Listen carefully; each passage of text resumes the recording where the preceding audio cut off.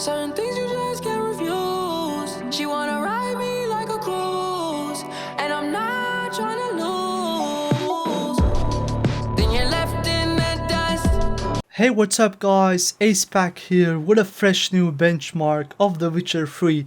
This time we are running on a GTX 1080 Ti with a Ryzen 5 1600 and 16GB of RAM.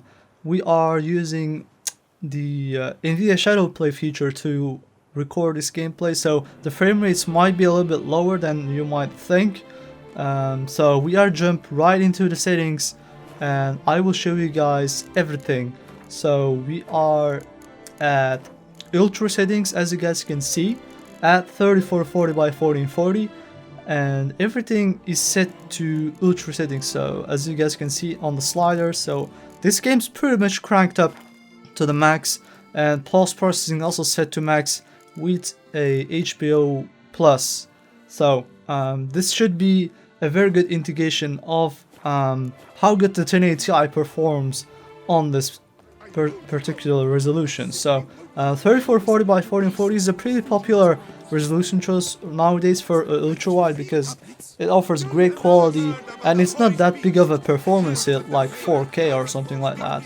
So the 1080 Ti should do a fairly good job on most games at this resolution. So as you guys can see, we are getting 80 frames a second right now on this game, which is not too bad to be honest, especially for ultra settings, which is really demanding in my opinion. And 70 to 80 frames a second should be very tolerable in my opinion. And we are also playing on the Blood and Wine DLC, which is an expansion pack on The Witcher 3.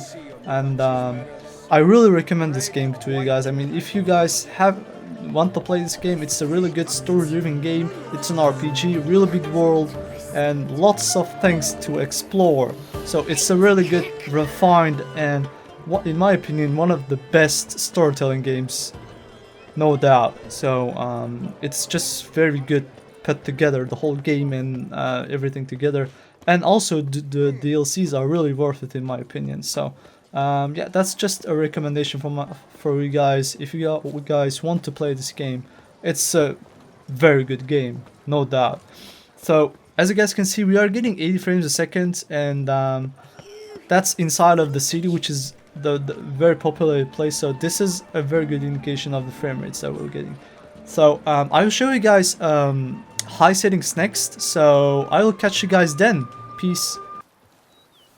Back at it again with the second setting of this benchmark video, guys. So we are playing on high settings, and this is the settings, and you can see that everything is set to high settings, and we are also running on the same post-processing settings. And we are right now actually at my home. So this is Corvo Bianco, which is a house that the Duchess of Beauclair actually gives to you as a present, as a gift. So you can actually have your own house inside of The Witcher 3, which is actually pretty insane. I mean, if you think about it. So we are entering the house. So as you guys can see, you can pretty much decorate this house on your own liking. I mean, not completely, but like you can put your armor on the armor stands. You can put your sword on a sword rack. And you can also have your own bed, which will give special abilities, special perks, and it's actually a very good experience to have your own house in The Witcher 3, to be honest.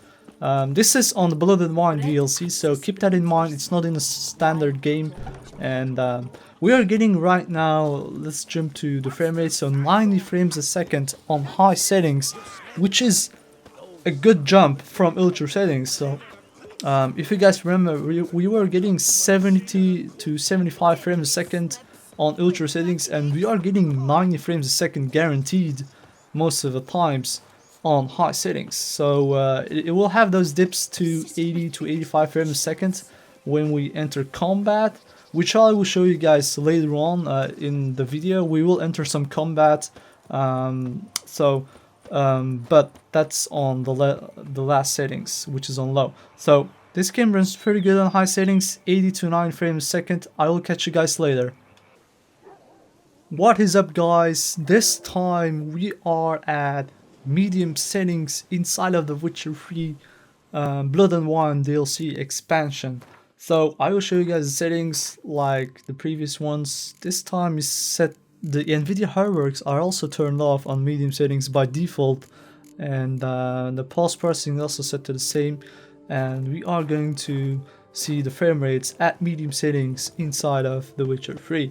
So as you guys can see, it's getting dark pretty soon, and we are getting 95 frames a second, so it's very similar to high settings, but we also are on a different location, which makes sense. So that will pretty much depend on the location too, to be honest. So the frame rates will differentiate, it will go higher, it will go lower, so it just depends on the location that you're in.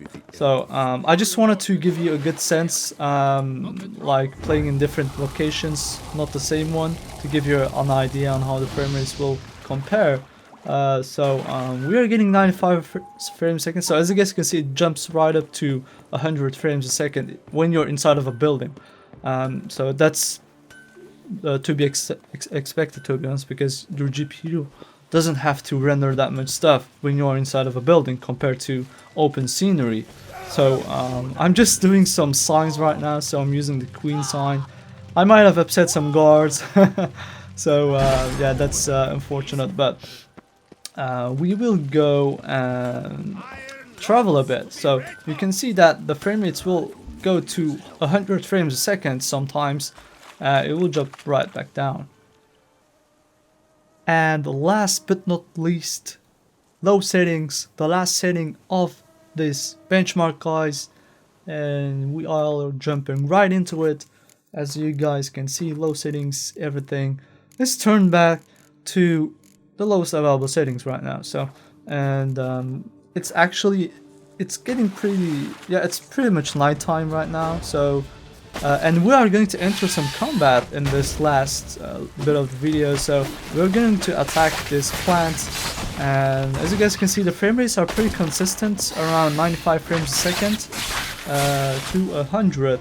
Yeah, it will change from time to time. So we are going to kill this plant very quickly, and we will of course gather all of the resources that we get from the plant and move on. So I will show you guys another file battle, which is a very good indication of how the frame rates behave under high load. So the combat's pretty much the most demanding inside of any game, to be honest. So we're going to fight against these,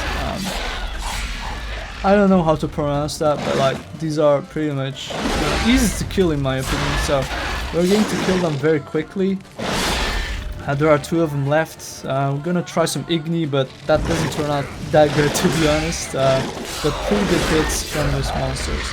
But like, as you guys can see, we're getting 90 to 95 frames a second. I mean, it doesn't depend that much. I mean, low settings is very smooth. The same can be set to medium settings, to be honest. So it's running very smooth. And we are going to do a little bit of ride on top of Roach, which is our horse, and just go a little bit and see where we go. So the 1080 Ti is max, as you guys can see. It's being utilized 99% of the time, so no bottlenecks, and we are getting 110 frames a second right now, which is actually very crazy. And it's very smooth. If you have a high refresh rate monitor, you can benefit from that, of course. So we're gonna run a little bit with Roach to show you guys the frame rates. So 120 frames a second sometimes. I mean, that will happen if you look up the sky, which is very easy to render. So that was the video, guys. I hope that you guys enjoyed the video, and if you guys have any suggestions, leave them in the comment section down below. I'll catch you later. Bye.